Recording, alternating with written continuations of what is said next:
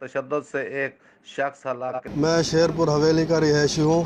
कल 1 बजे पुलिस थाना सदर ने मेरे भाई अल्लाह वसाया को उठाया है और हमसे उस वक्त मुतालबा किया था कि 3 लाख दे दो वरना हम इसको मार देंगे।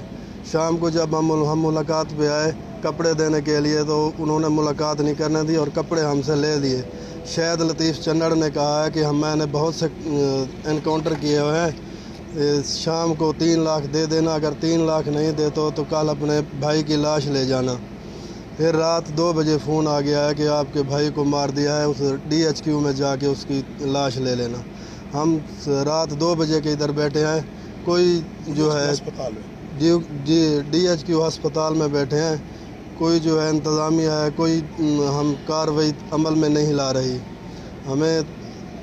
हमें जल्द से जल्द इंसाफ फराहम किया जाए।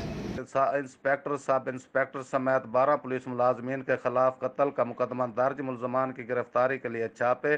पुलिस रिपोर्ट के मुताबिक नवाई इलाका शेरपुर का रहायशी अब्दुर्रहमान ने इल्ज़ाम लगाया कि गुज़श्ता रोज़ सीए स्टाफ पुलिस का इंस्पेक्टर शाहिद लतीफ़ चन्नड़ और सब इंस्पेक्टर फराज अवान ने 10 पुलिस एहलकारों के हमरा इसके बेटे अल्लाह वसै को घर से उठा लिया और 3 लाख का मुतालबा किया। ना देने पर पुलिस मुकाबले में मारने की धमकी दी और अल्लाह वसाया थाना CIA स्टाफ ले गए।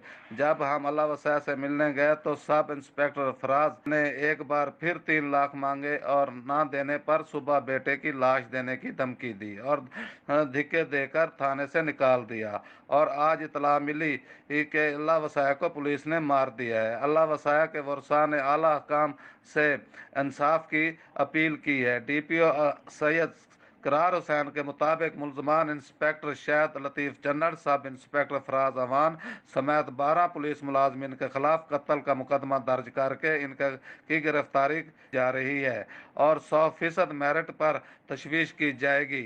दूसरी तरफ पुलिस ने लाश पोस्टमार्टम के लिए डिस्ट्रिक्ट हेडक्वार्टर अस्पताल मुंतकिल कर दी है।